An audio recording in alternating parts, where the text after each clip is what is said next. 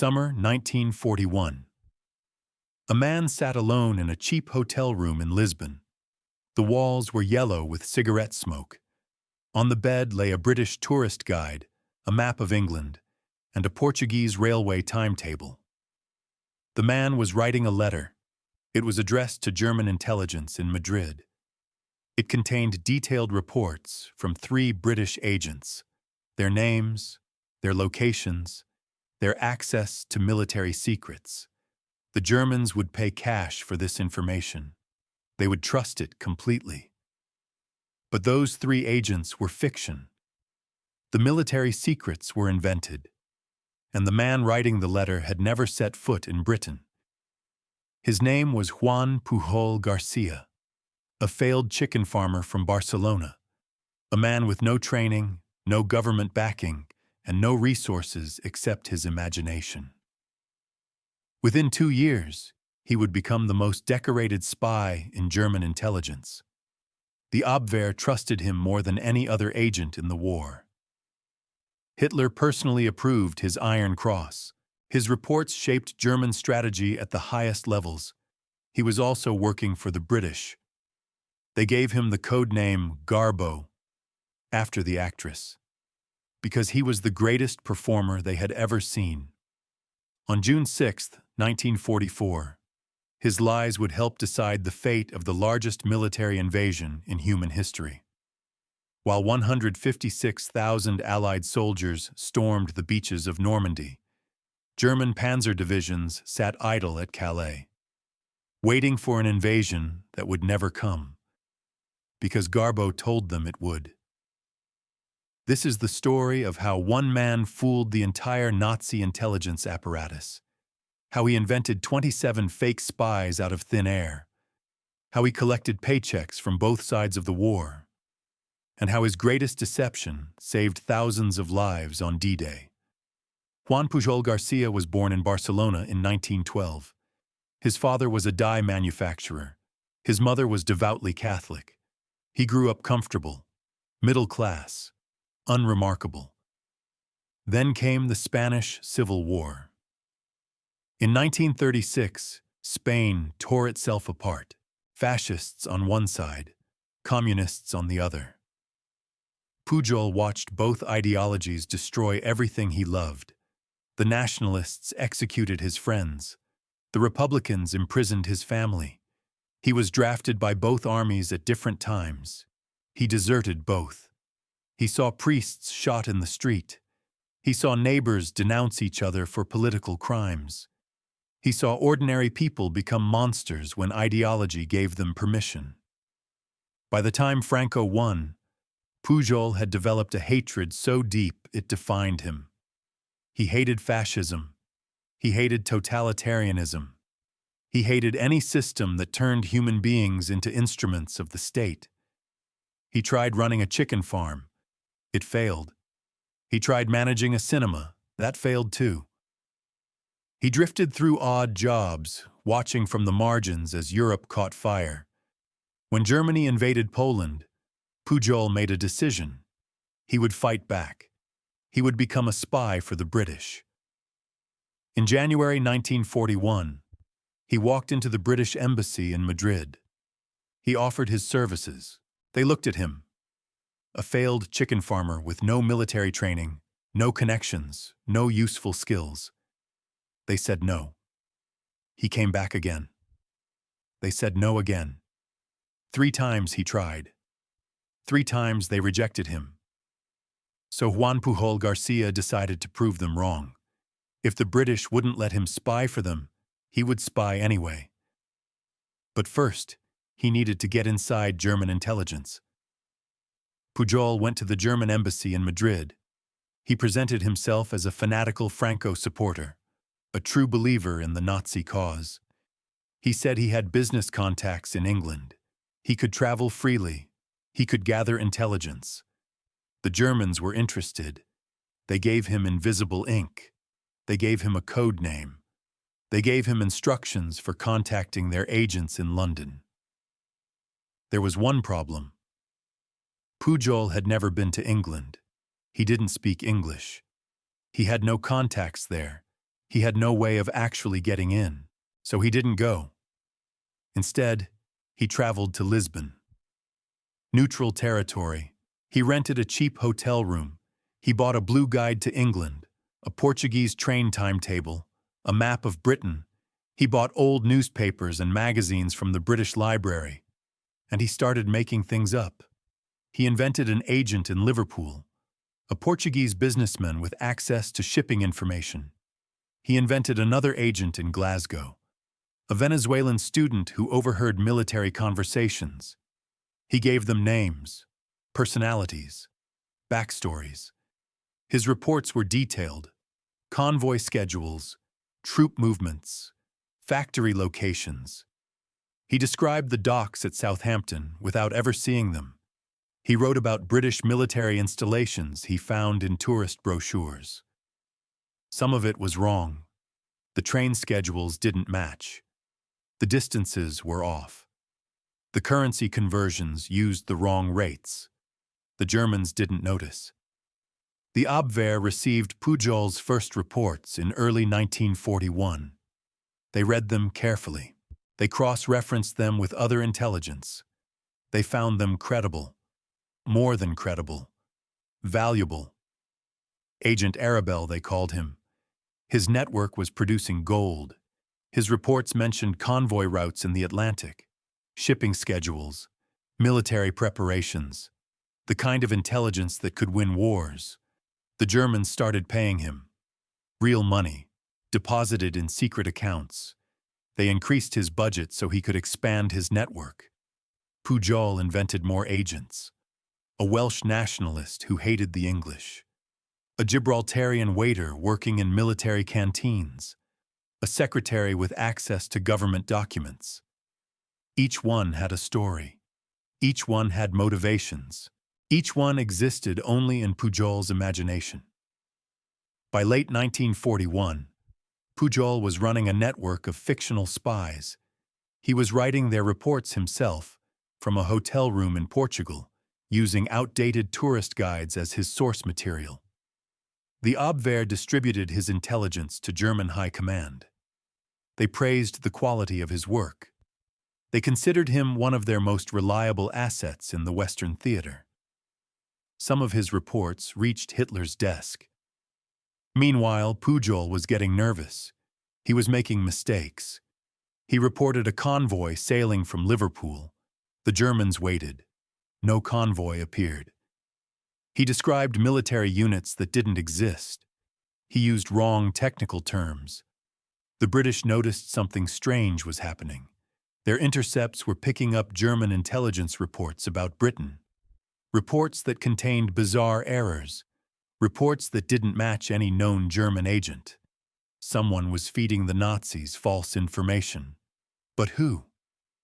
In early 1942, MI5 was hunting a ghost. German radio traffic mentioned an agent named Arabelle. His network was everywhere. Liverpool, Glasgow, London. His reports were frequent and detailed. British counterintelligence couldn't find him. They checked their records. They interrogated known German agents. Nothing matched. Arabelle wasn't in any of their files. Then a strange report came through diplomatic channels. The Americans had picked up intelligence from their embassy in Lisbon. A Spaniard had been approaching Allied representatives. He claimed to be running a fake spy operation against the Germans. He wanted to work for the British. MI5 investigators compared notes. The timeline matched. The locations matched. The intelligence Arabelle was sending Berlin contained the exact kinds of errors an amateur would make. The ghost they were hunting wasn't a German spy at all. He was a Spanish chicken farmer who had been trying to help them all along. In April 1942, MI5 made contact. They brought Pujol to London. They sat him down in a safe house. They asked him to explain everything. Pujol talked for hours. He described his fake agents. He showed them his methods. He explained how he had fooled German intelligence for over a year with nothing but creativity and a public library. The British officers looked at each other. This man had built exactly what they needed. A trusted channel directly into the heart of German intelligence. A network the Nazis believed in completely. They gave him a new code name, Garbo, after Greta Garbo, the greatest actress in the world. Now they were going to put him to work. Juan Pujol Garcia sat at his desk in London. A single lamp burned. Papers covered every surface. He was building an army that didn't exist. By 1944, the Germans believed they had 27 agents working for them across Britain. 27 pairs of eyes watching troop movements, counting ships, reporting on airfields. Berlin was paying their salaries. Berlin was trusting their intelligence. Every single one of them was fiction. Pujol created them the way a novelist creates characters. He gave them names, backgrounds, personalities. He gave them flaws. One agent was a drunk who needed money. Another was a Welsh nationalist who hated England. A third was a Venezuelan student living in Glasgow. Pujol invented their families, their jobs, their petty grievances. The Germans loved the network. They wired money to support these phantom spies. They sent questions, and Pujol's imaginary agents sent answers. The correspondents filled filing cabinets in Berlin. But here's where Pujol showed his genius. Some of his agents had to die.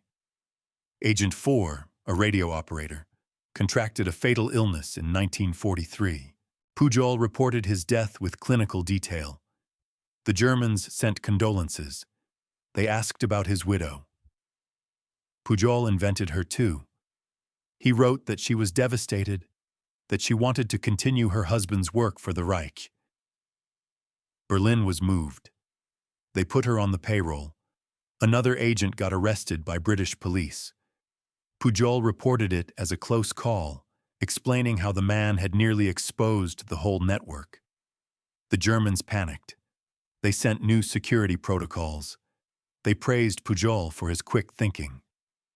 The dead agents served a purpose. They made the network feel real. Real organizations have casualties. Real spies get caught, get sick, get killed. A network with no losses would smell like a trap. German intelligence officers in Madrid and Berlin debated which agents were most reliable. They argued about sources that existed only in Pujol's imagination. Spring 1944. Every general in Europe knew the invasion was coming. American and British forces were massing in England.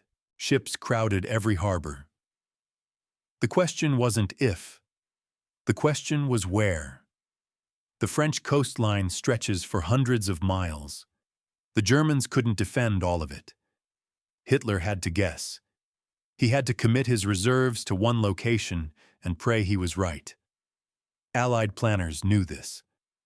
They also knew that the strongest German forces, the panzer divisions, could crush any beach landing if they arrived in time. Those tanks were the real threat. If Hitler sent them to Normandy on D-Day morning, the invasion would drown in blood. So the Allies built a lie. Operation Fortitude was the code name. The goal was simple to describe and almost impossible to achieve. Convince Hitler that Normandy was a feint. Make him believe the real invasion would hit Pas-de-Calais, 200 miles up the coast. Calais made sense. It was the shortest crossing from England. It was closer to Germany. Any competent military planner would choose Calais. Hitler's generals expected Calais. Hitler himself believed in Calais. The Allies needed to feed that belief. They needed to make Hitler so certain of Calais that he would hold back his panzers even after Normandy was burning. This is where Garbo became essential. For 2 years, Pujol had built trust. For 2 years, his fake network had fed accurate intelligence to Berlin. The Germans had tested his information against reality. It checked out. Again and again, Garbo proved reliable. now that trust would be weaponized. MI5 handlers explained the stakes to Pujol. The invasion's success depended on deception. Thousands of lives hung on whether Hitler believed the lie, and Garbo's network was the perfect delivery system. Pujol understood. He had been building toward this moment since he walked into the British embassy in Madrid. The deception didn't stop with Garbo's radio messages. The Allies built an entire phantom army. In the fields of southeast England, facing Calais across the Channel, soldiers constructed a military base. They pitched tents. They parked tanks. They built barracks and supply depots. German reconnaissance planes flew over and photographed everything. The tanks were rubber. The barracks were plywood. The whole thing was a movie set. From the air, it looked like the 1st United States Army Group, a massive force preparing to invade Calais. Fusag had its own insignia, its own radio traffic, its own commanding general. That general was George Patton. The Germans feared Patton more than any other Allied commander.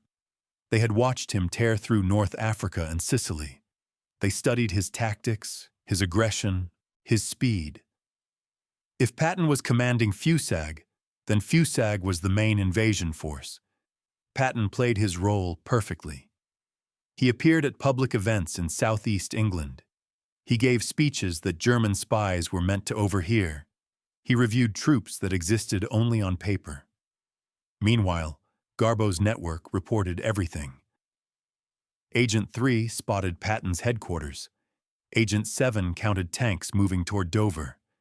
Agent 5 overheard officers discussing Calais. The messages flowed to Madrid, then to Berlin. German intelligence officers assembled the pieces. The picture was clear. The build-up in southwest England, near the Normandy embarkation points, was a diversion. The real invasion force was gathering opposite Calais, under Patton's command. Hitler reviewed the intelligence himself. He moved divisions. He reinforced Calais. He kept his best panzer units in reserve, waiting for the main attack that would never come. The trap was set. Pujol had spent 2 years earning this moment. Now he had to spring it. June 5th, 1944. 11 o'clock at night. Pujol sat at his radio in a safe house in suburban London. His MI5 handlers stood behind him. Everyone was sweating. In a few hours, the largest amphibious invasion in history would hit the beaches of Normandy. Garbo had one final message to send. The timing had to be perfect. Too early, and the Germans might reinforce Normandy. Too late, and the message would seem like stale news. Pujol needed to warn Berlin about Normandy before the invasion, but not soon enough for them to react. He needed to be right, but useless. At 3 a.m. on June 6th, Pujol began transmitting. His network had spotted the invasion fleet. They knew the target was Normandy. Agent 4's widow had seen troop movements. Agent 7 had intercepted communications. The evidence was overwhelming. Pujol tapped out the message in code. Urgent. Invasion imminent. Target beaches in Normandy sector.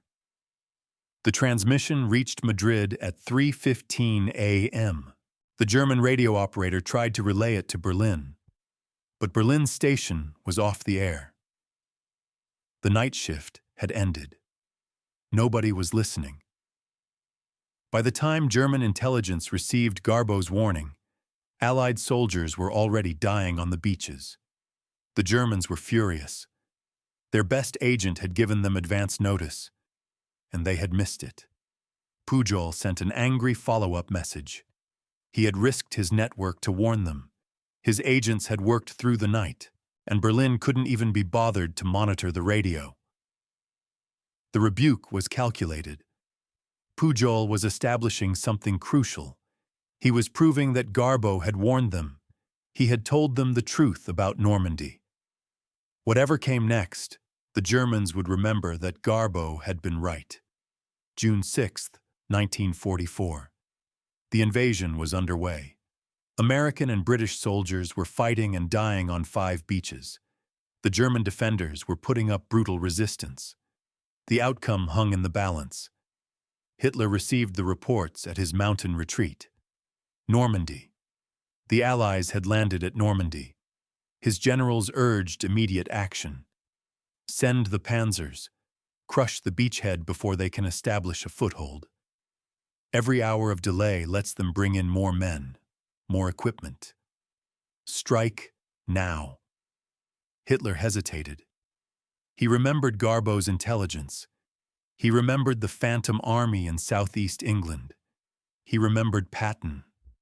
This was the feint. It had to be.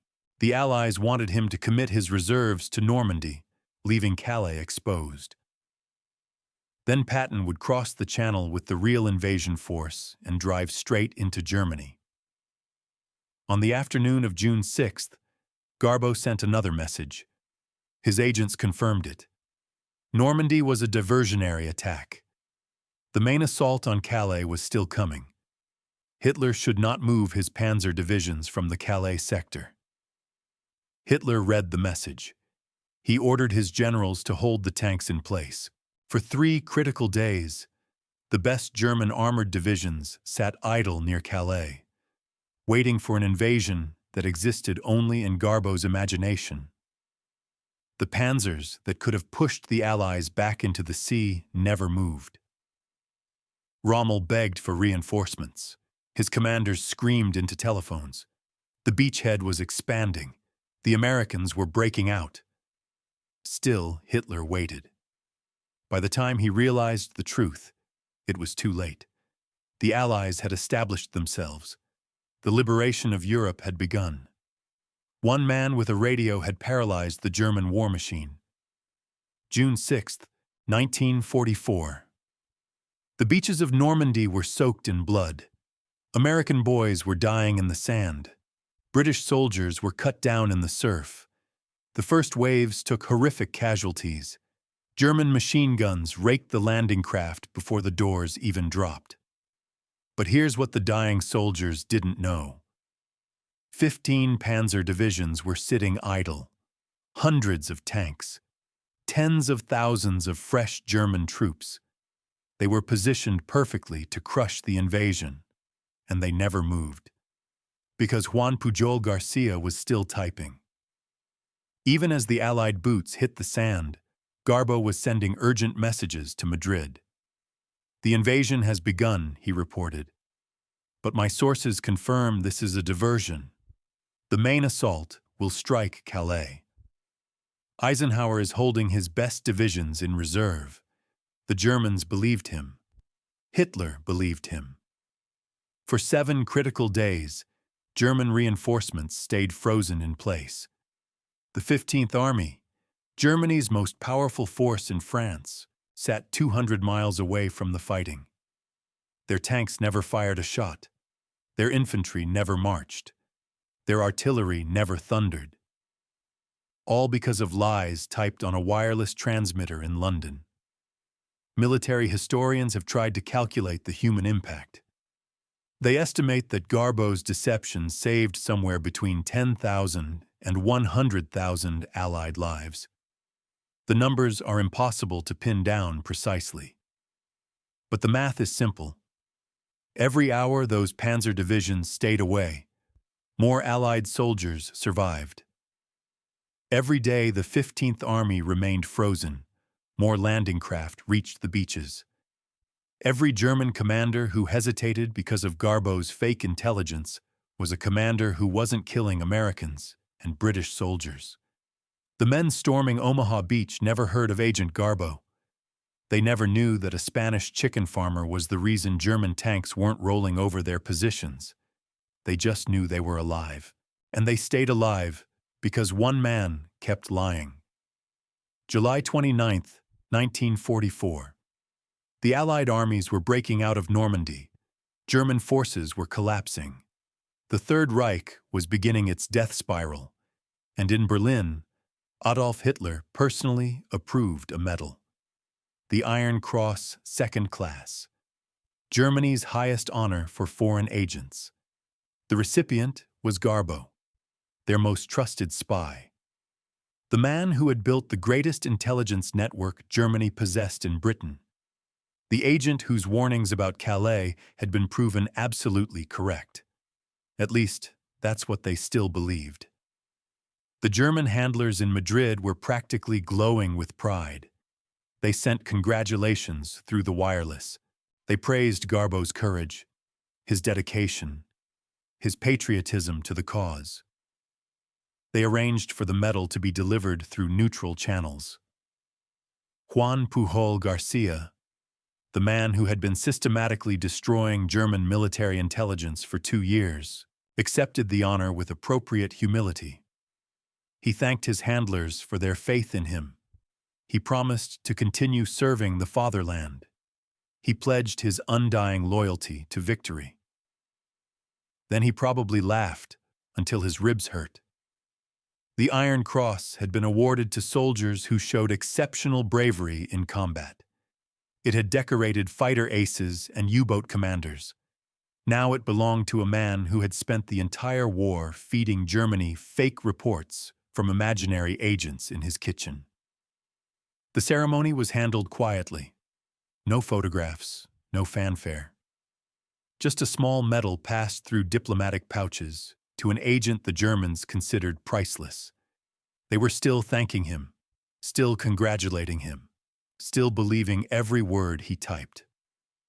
The Normandy invasion was succeeding because of his lies, and Germany was pinning medals on the man responsible. History has never produced darker irony. December 1944. King George VI reviewed a classified recommendation from British intelligence. An agent had performed exceptional service to the Crown. His contribution to the war effort was described as immeasurable. The recommendation was approved.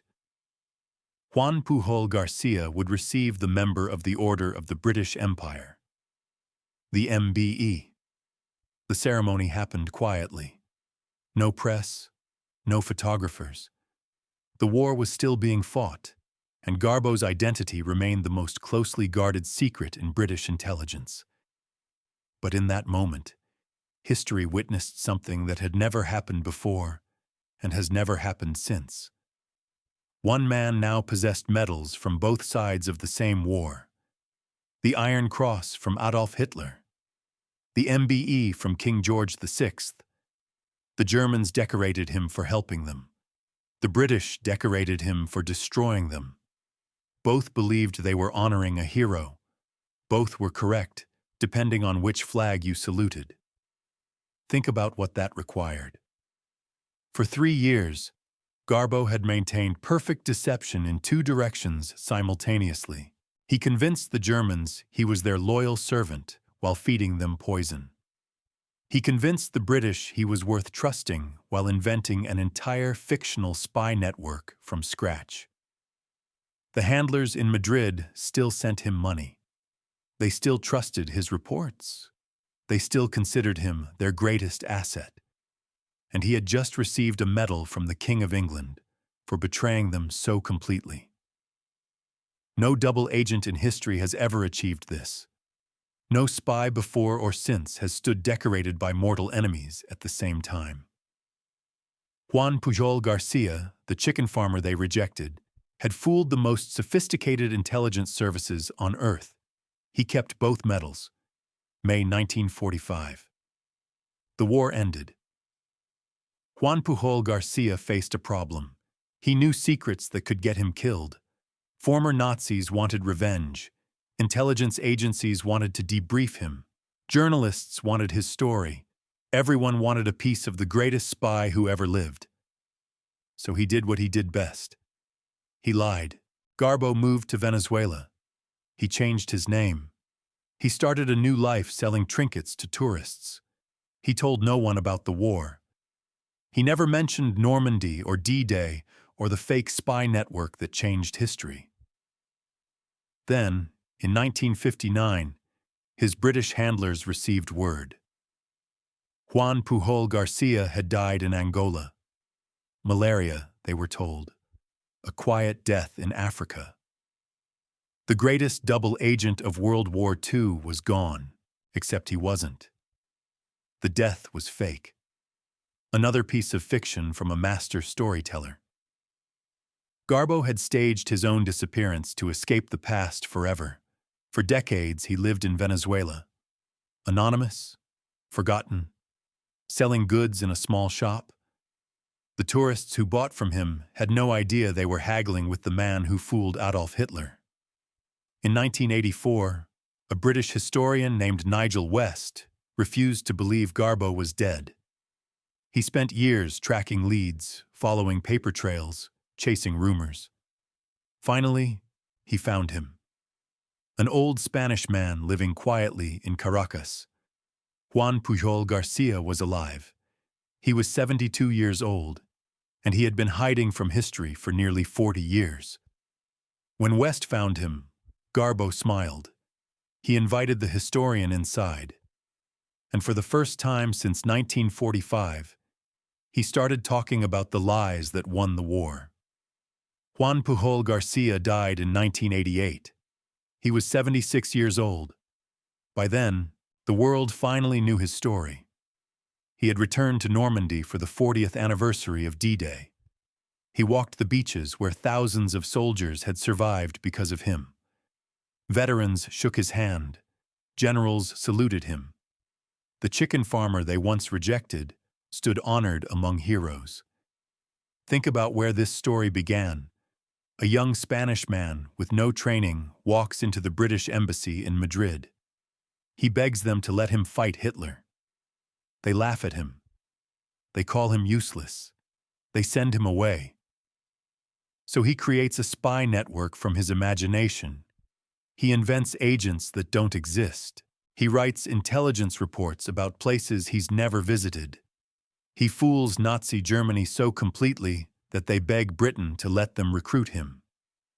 The British finally say yes, and together they orchestrate the greatest deception in military history.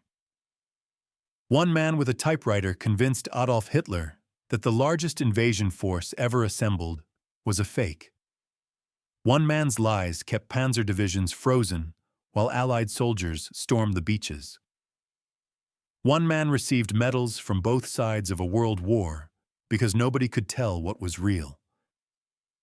The Nazi intelligence apparatus spent billions of marks building a spy network across Britain. Garbo made it worthless. Their encrypted communications, their trained agents, their elaborate procedures, all of it fooled by fictional characters and imaginary reports. Empires fell, armies crumbled, history pivoted on a hinge, and the man who pushed it was a failed chicken farmer who refused to take no for an answer. The Germans never discovered the truth. Garbo's name remained classified for decades. By watching this video, you're keeping his story alive. If you believe this history needs to be remembered, hit the like button so YouTube shows it to more people, and subscribe for the next episode. The story of how Allied codebreakers cracked the Nazi Enigma machine. Thanks for watching.